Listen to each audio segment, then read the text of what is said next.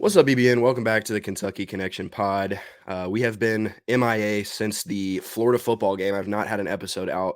And with all the stuff going on with Kentucky sports lately, all this controversy, all this crazy stuff going on, I figured it is time to bring the pod back, and hopefully I'll be able to stay consistent with it. But today we are coming back with a bang with a huge guest, Matt Sack, host of the Courtside Connect pod and Rup to No Good, writer for Cats coverage. Matt is one of the most well-known Kentucky fans on Twitter, BBN Twitter, and just the UK media scene as a whole. How you doing today, Matt? Yeah, I'm doing good. I'm glad you're getting back on your podcast, getting the listeners what they want. I wish we had a better reason for Yeah, coming together today. I wish we had something more fun to talk about, but you sent me what we're going to talk about, so we'll end it on a fun note, a couple fun yeah, notes, but yeah. uh, Little bit of doom and gloom, but we got to stay positive because if we don't, we'll end up going crazy. Like half of this fan base has ended up going crazy, and I don't know. I can't bring myself to get to that point. But to just segue immediately into the doom and gloom, the number one conversation amongst Kentucky fans right now, the fan base, and honestly, like the media as a whole, everybody at this point is talking about it.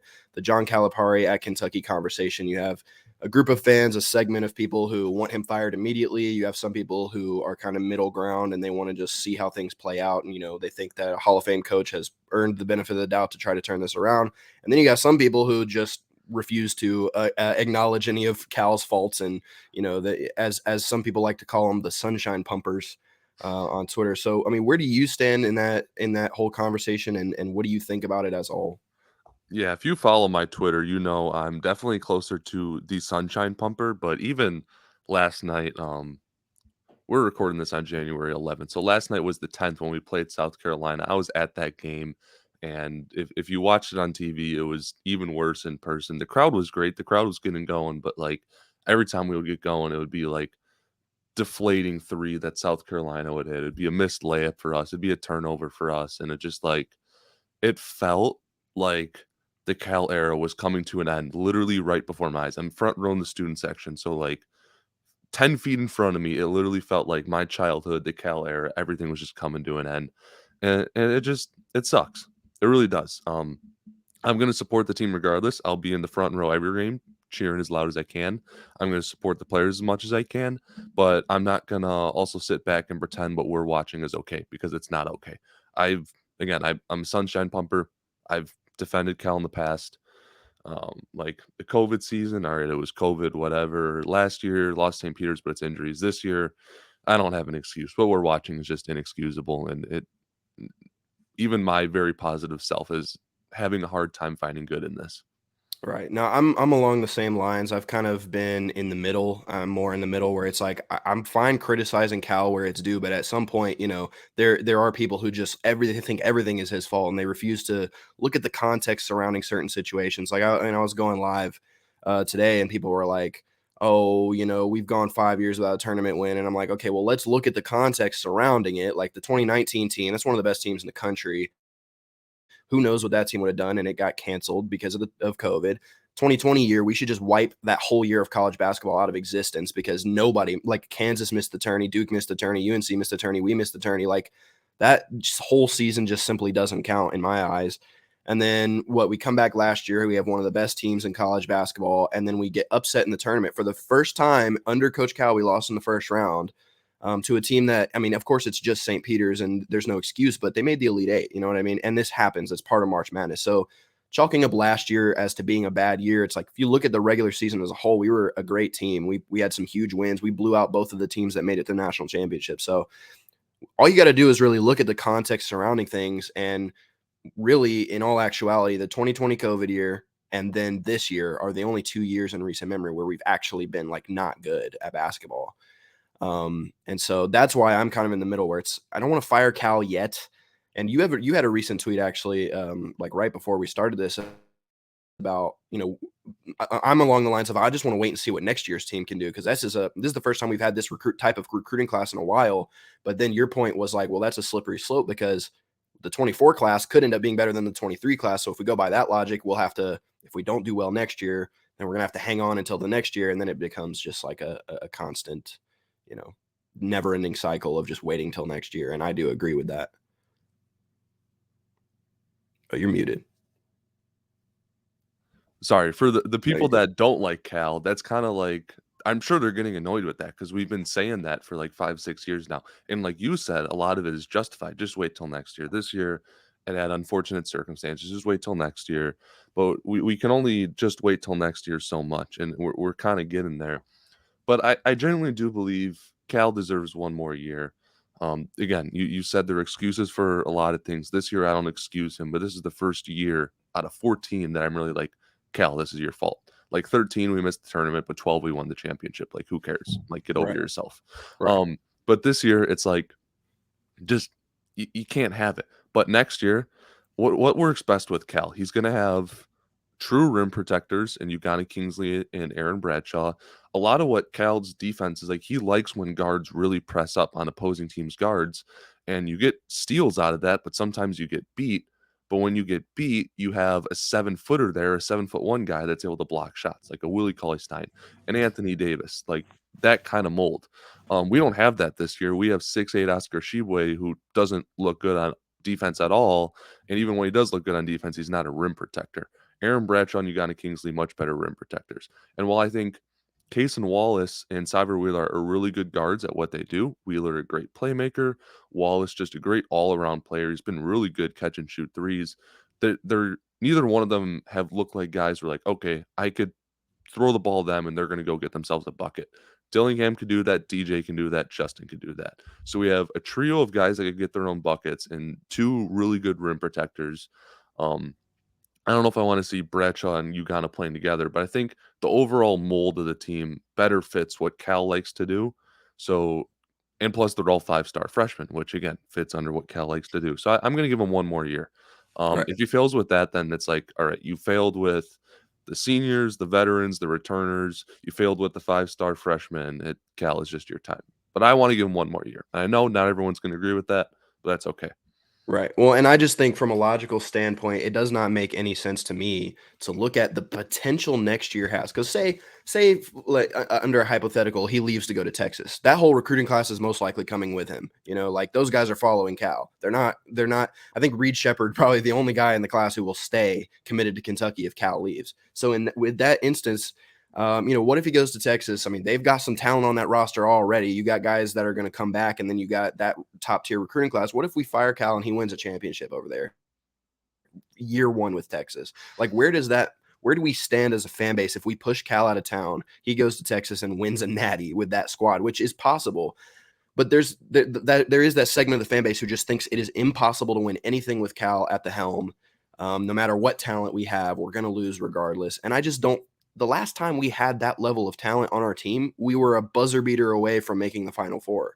Mhm. With the 2017 Fox team, I think that was the last time you could look at our roster and be like, "Wow, that is that level of talent." That was the 2017 Fox team. So we're a buzzer beater away from the Final Four. If we don't lose that game to UNC, I think that team wins it all. So I don't know. That's just the way I look at the whole situation.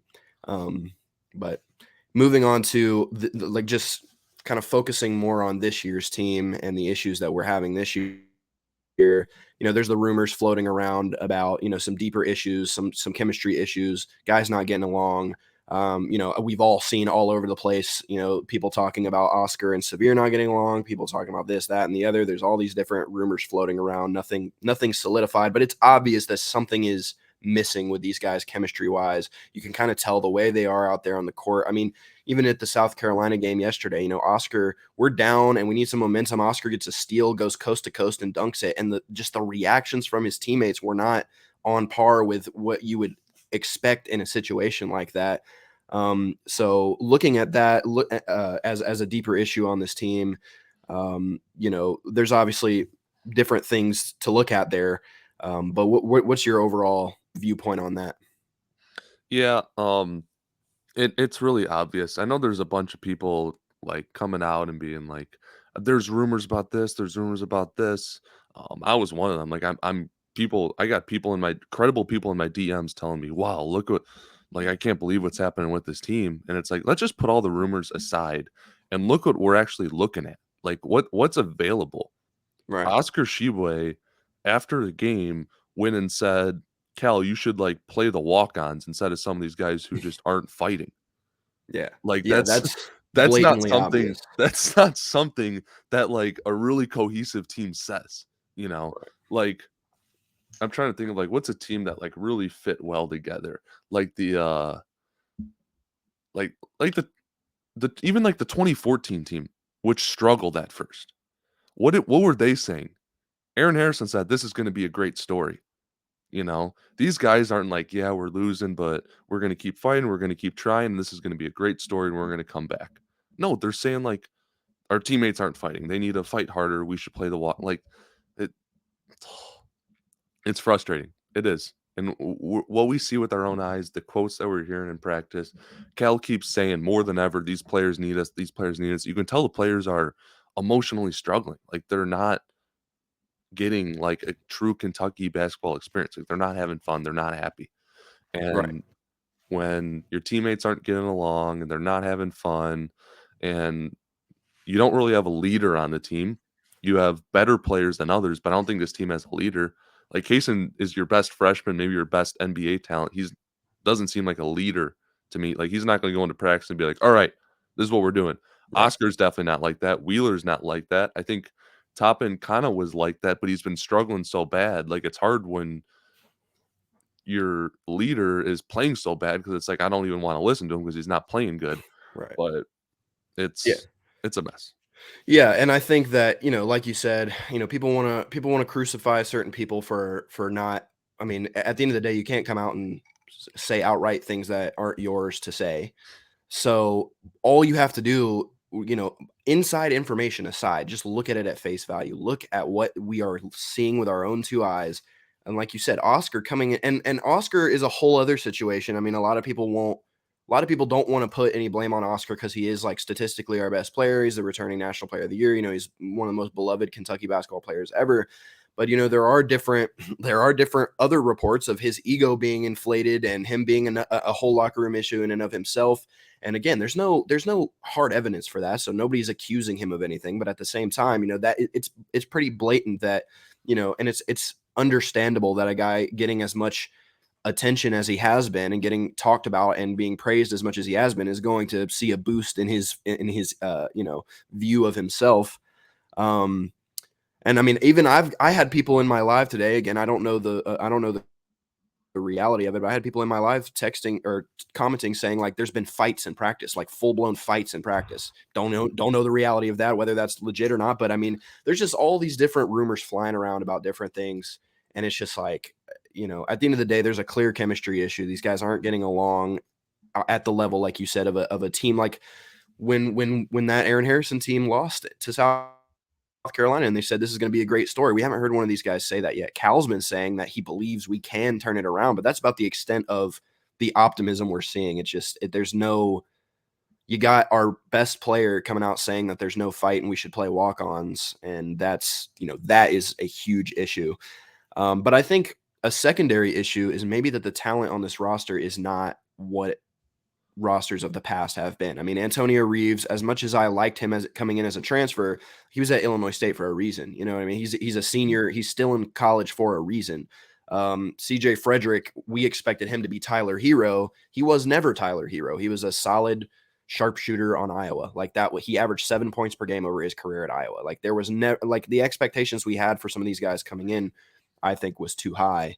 And then we expected them to fill a role that they're not capable of filling. Like Antonio Reeves isn't going to replace what Shaden Sharp would have been on this team. Like that's just completely that was just not a good expectation to put on to Reeves because that was never going to happen. Shaden Sharp is a top 10 NBA pick, whereas Antonio Reeves has been in college for 4 years. So I think the talent and the chemistry, I think that's where we need to start looking at things instead of immediately, oh, this is on Coach Cal, fire him immediately. Like because we fire Coach Cal and then who knows, we have another Gillespie situation or he goes somewhere else Mhm. and he does really well. Like at the end of the day, give him one more year, see what happens. Um, and in terms of next year, next year's squad, next year's recruiting class, talk about kind of the guys coming in and what you think of them and maybe who you think from this team could end up coming back. Because honestly, Kaysen and Oscar are probably the only two, and Severe are the only two I could see like realistically leaving next year. Yeah, and to go back to your last point, it's you kinda hit it on the head. It's not so much like that we're, like, asking guys to do too much. We're like forcing them. Like Cal really got his hand forced when Shaden left because now we're asking. I said it like when Kaysen first signed here. I'm like, wow, Shaden's gonna be this guy that just does all the scoring. He's gonna get like 18 points a game, and Kaysen Wallace is gonna be like your DeAndre Liggins. He'll knock down a three. He's gonna be tough. He's gonna be your best defender. But Kaysen Wallace like needs to be like the focal point of the offense for 40 minutes where he doesn't even have the energy to play defense. Like Antonio Reeves could be like a great like sixth man, like a Darius Miller or even like a Davion Mintz. Right. But now we're asking him like, no, you have to be like the Shaden Sharp role. And like we have Chris Livingston needing to play the three because we don't have wings. We need Damian Collins to play the four because we don't have fours. We're playing Lance Ware at the four. We're playing guys out of position. We're playing guys out of role. And I think that has a lot to do with it. But that also is kind of Cal's fault because he kind of constructed the roster Right. and he had in my opinion, a pretty loaded transfer portal. But in terms of next year, I don't think Wheeler's coming back. I don't think Oscar's coming back. I don't think Toppin's coming back. I don't think Kaysen's coming back. Um, I think if what you're looking at, assuming Cal comes back, because if Cal doesn't come back, I don't know if anyone except maybe like CJ or like Adu come back. I really don't know. But even like Adu is a Cal guy. But assuming Cal comes back, um, you have the five freshmen coming in. I would hope we can get. I think the big one would be if we can get Chris Livingston back to play the four because I think he would fit perfectly. Like if you can go Dillingham at the one, DJ at the two, Justin at the three, Livingston at the four, and then Bradshaw and Ugana at the five. I think that's a great lineup. He hasn't been great this year, but like CJ Frederick is like an eighth man, still a great shooter, a guy that you can maybe put in 10, 15 minutes to space the floor. I'd like to have him back. Maybe Reeves, maybe Collins, but I think especially with all the locker room problems, like a guys like Wheeler, even though he probably isn't going to go to the NBA, he's not going to the NBA. I don't know if you'd want to come back here. No, and especially when you look at the, Dillingham and DJ coming in, we're Oh looking yeah, at a he's not going to situation start. where Wheeler could be relegated to the bench. I don't see him being okay with that. I think the likely scenario with Wheeler is he'll either use that COVID year to transfer somewhere else to just go Mhm. put up numbers, or he'll just like try to go play overseas or hit the G League if he can. But yeah, I mean, and then Reeves at the beginning of the year said, no matter what, I'm a one and done here. Like, I'm not coming. I'm pretty sure he did say at the beginning of the year he was a one and done, regardless of how the year goes for him. So I think Reeves is tired of playing college basketball. Um, so yeah, I mean, I agree. I think Livingston coming back, and then we look at our bench. Reed Shepard, Adu Thiero, CJ Frederick. Like that's a great bench unit, and then plus whoever the backup center ends up being. Maybe even Lance Ware. I mean, I don't know what Lance is going to end up doing. Damian Collins, like that's going to be an interesting situation because I think Damian Collins coming into this year, I project like I was pumping him up so much. I was saying he's going to turn himself into a lottery pick. I think he has the skills to do that. However, I do think that a lot of that got derailed by obviously the tragedy hit before the season with him, and I think that I mean you got to be mentally locked in to play at a high level, especially here. So I think that maybe has impacted him in a negative way. But I still think Damian Collins can be an elite player. I just think he's still extremely raw and his development got, stunted a little bit. But Collins, yeah, and then yeah, I mean Livingston, we've been saying all year Livingston's a four, and you can tell at the three he just doesn't belong there. Like you can just tell he doesn't have a good enough handle on the ball. He's a four. Like that's what he is, at least at the college level, he's a four. So yeah, I mean that backcourt of Dillingham and DJ has the potential to be. I mean, I don't even 2017, the last time we had a backcourt like that. I mean, maybe Maxi and Quickly, but it could end up being better than them. Would you agree with that? Yeah, it's hard to tell because everyone keeps saying like, yeah, they're the best of the 23 class, but the 23 class is weak. I think DJ raises even as a true freshman, he's going to raise your floor while Dillingham's going to raise your ceiling. I think Dillingham is kind of, you can get like a Brandon Knight type player out of him, but you also might get like an Archie Goodwin where he might just turn into more of a chucker instead of like an efficient point guard. I think he's a much better creator than Archie Goodwin, but DJ Wagner, you know what you're going to get from him. He's a super consistent player. He's been top three in his class since eighth grade. Um, and he's not going to make too many mistakes. Also, I forgot about Adu. I'm glad you brought him up. I think if you talk about the five freshmen coming in, Adu, maybe CJ coming back. Um, Chris coming back would be huge, and then maybe one guy from the portal to fill out a hole if we have one. But that's pretty much what I'd look at. That'd be a pretty good roster, I think. And that is 100% a championship caliber roster. You know, when we look at the playmaking in the backcourt with both guys are shot creators, both guys are playmakers, both guys can defend at a. I know Wagner can defend. I'm not sure about Dillingham yet, but you know both of those guys are going to be able to fill that backcourt role well. And then yeah, I mean the rim protection with Onyenso and Bradshaw, and then just filling out the rest of the floor. Justin Edwards has the potential to be the best of the freshmen next year. Like Justin Edwards is number 2 player in the class by most accounts. So I think he's being overlooked. People are talking more about Bradshaw and Dillingham and DJ than they are Edwards, from what I can see. And I think Edwards is going to be maybe the best 3 we've had since MKG. I mean, I don't want to put those expectations, but we haven't been signed. We're not known for signing elite threes really, outside of like Kevin Knox. So I'm excited for Justin Edwards, but we've touched on Coach Cal. We've touched on the deeper issues with this year's team. We've touched on next year's recruiting class and team. So now moving into a slightly lighter topic. This is just a little more fun. What are your top 5 favorite Kentucky basketball teams? Not the best, but kind of your favorite teams that you've watched in your lifetime as a Kentucky fan. All right.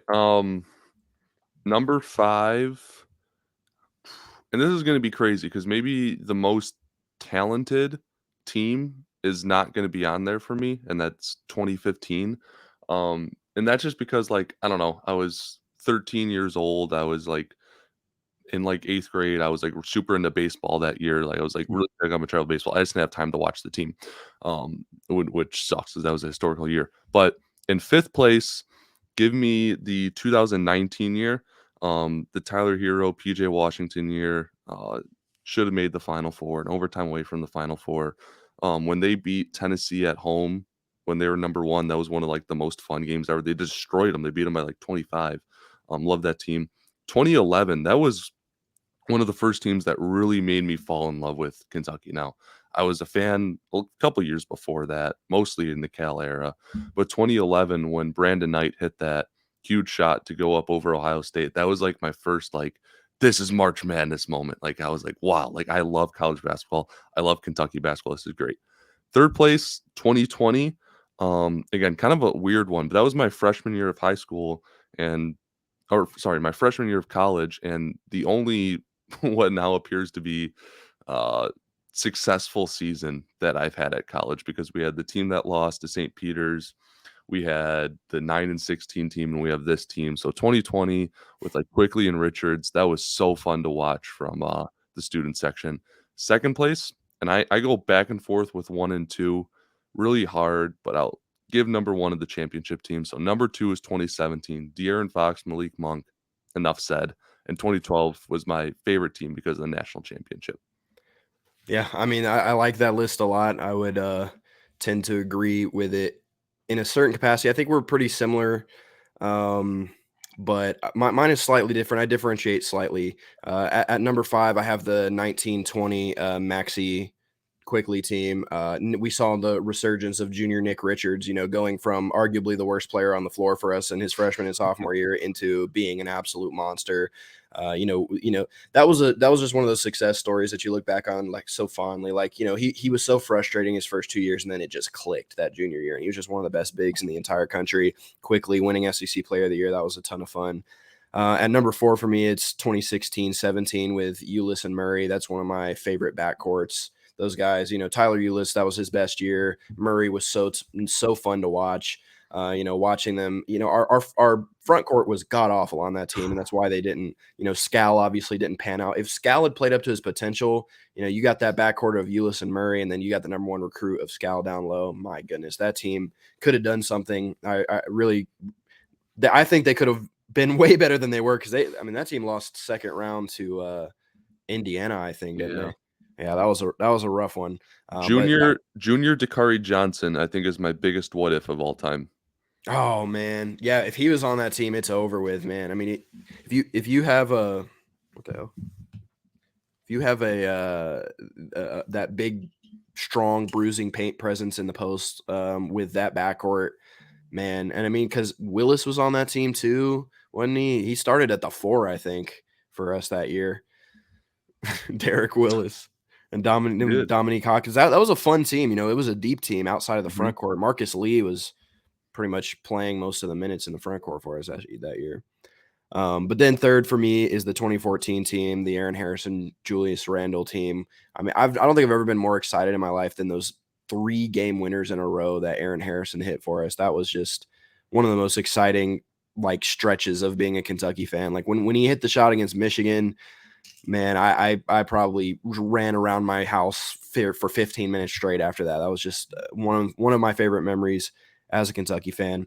And then I agree at number 2, the Fox team, Fox Monk, Bam. That was so fun watching Malik Monk just straight up burn UNC 2 times that year. Obviously we lost in the Elite Eight to him, but he went crazy that game as well. But that one game where he dropped 47 in the regular season, one of the best single game performances that I can remember. And then Fox was one of the most exciting players we've ever had. And then, of course, I mean, number one, I feel like number one for most fans has to be the 2012 team, catching lobs. They were doing everything, man. I mean, they were running through everyone, undefeated.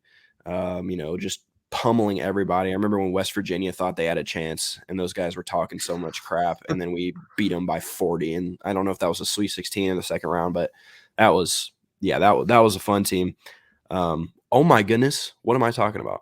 Am I on the wrong squad right now? I'm over here Dude, talking about the 2012 team and the yeah, 2015 team at the same time. it's all a blur. I just got completely turned around. What am I talking about?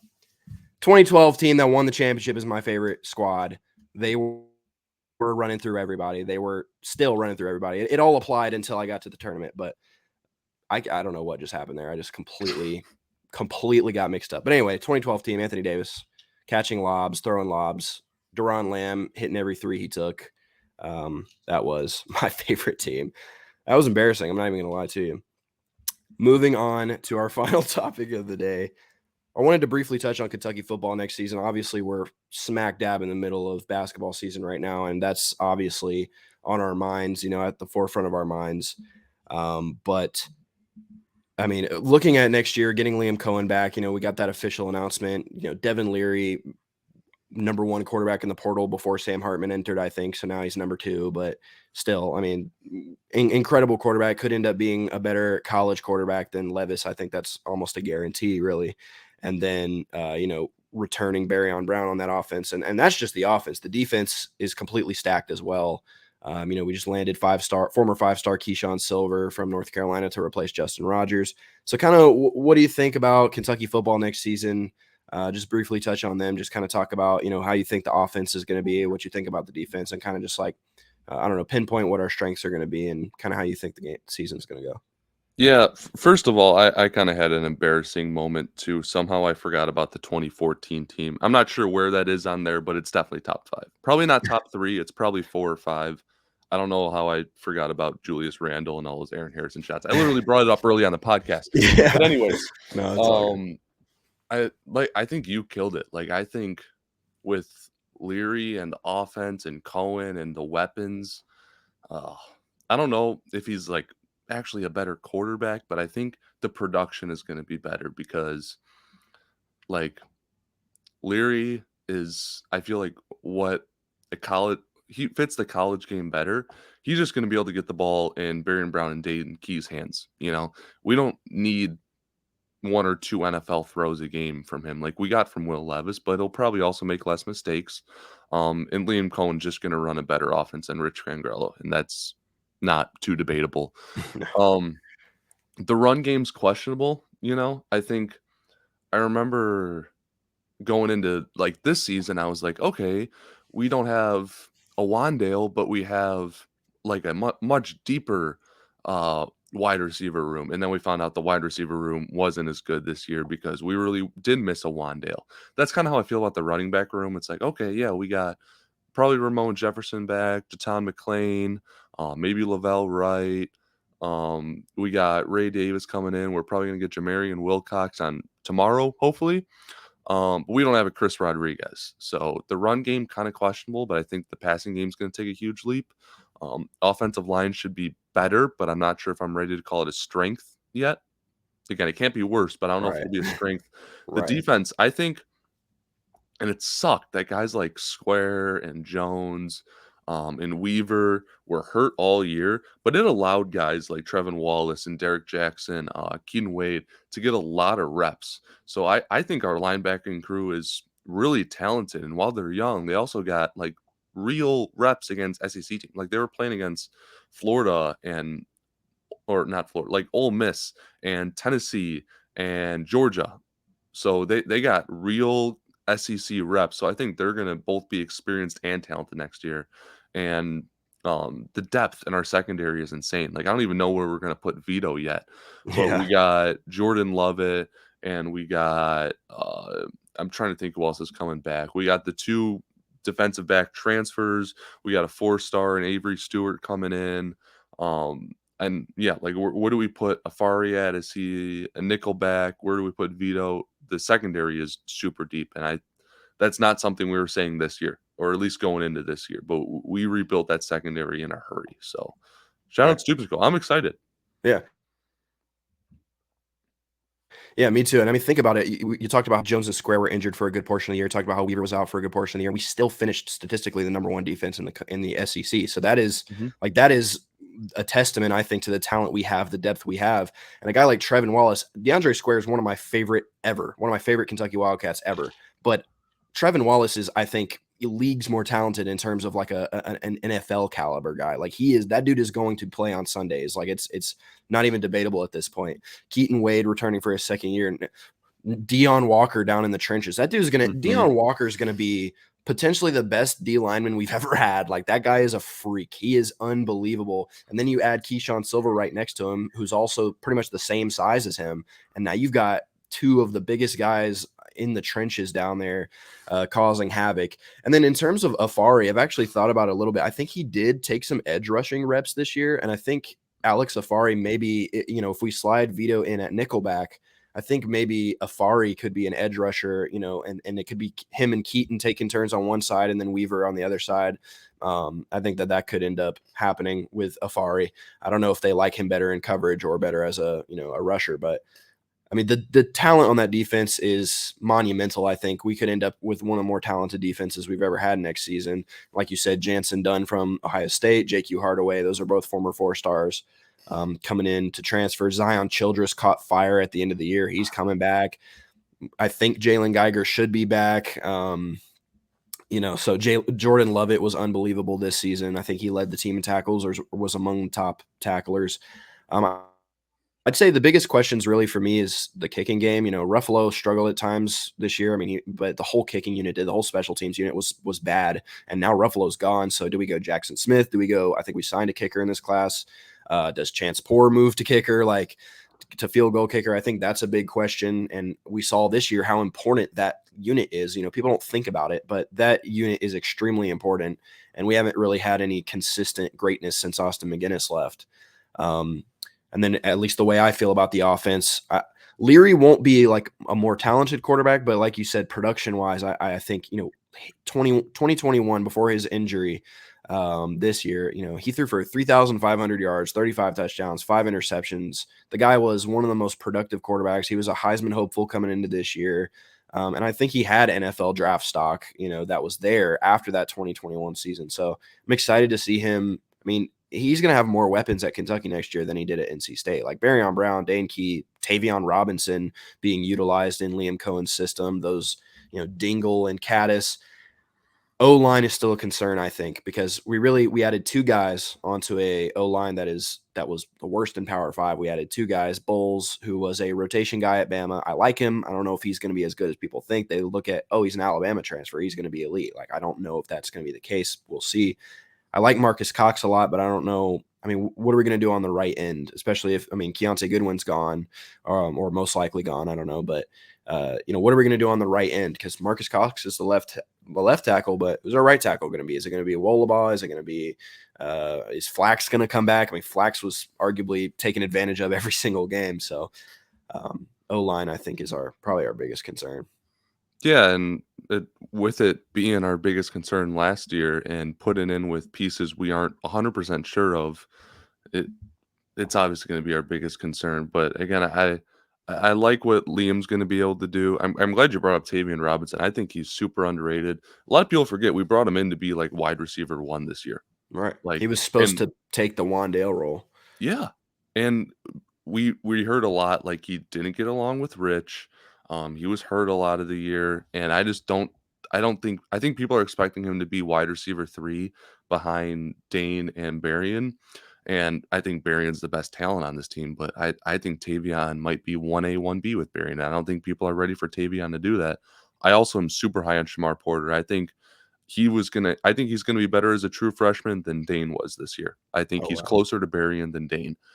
Super, super high on him. So wide receivers, I think is stacked. Again, I'm just excited for the team. Kind of feels like basketball. It's like we're coming off a rough year and we're so ready for the next one already. But there's a bunch of new young players coming in. We're excited for them, and we're hoping next year's going to be different. Um, but it looked like Stoops did a lot of the things he had to at least get me excited. And we'll see. The schedule's super tough next year. I think like even like an 8-4 season would be very successful. Yeah. 9-3 would be fantastic. And if we're talking 10 wins, that's incredible. Um, but I think this could be a really good year for Kentucky football. Yeah, and I think Kentucky fans went through so much this year. I mean, we've been going through a lot, but this season in particular, football was, just a massive disappointment compared to the preseason hype. And then basketball, obviously, being as rough as it has been. I think we have an opportunity next year to see both sports, both programs take a step forward and kind of emerge from the ashes a little bit. I think the football team has the potential to be way better than it was this year, especially offensively. And then, the basketball team bringing in all that talent. So I think Kentucky fans should be excited. There needs to be more optimism. There needs to be more sunshine pumped into this into this fan base right now. And I think looking forward to next year in both sports, both football and basketball, both teams have the opportunity to kind of just put us at ease a little bit and have successful seasons and do what we need them to do to get back to not being up in arms, walking through the streets with pitchforks, calling for everybody's jobs. So I'm really hoping that ends up being the case next season. Um, very excited for that. So Matt, that makes up for all our topics of the day. I really appreciate you coming on. It was a good conversation, and I was a little bit scrambled today for the watchers. It's like I said, first time back in a while. Definitely pretty rusty, but I think good conversations, good things to touch on, and just as a whole, I think the fan base, we're up in arms for good reason, but at the same time, there's a light at the end of the tunnel. With basketball, we are Kentucky basketball. We will reemerge at some point. We will be back to where we need to be. So just stay firm with these teams.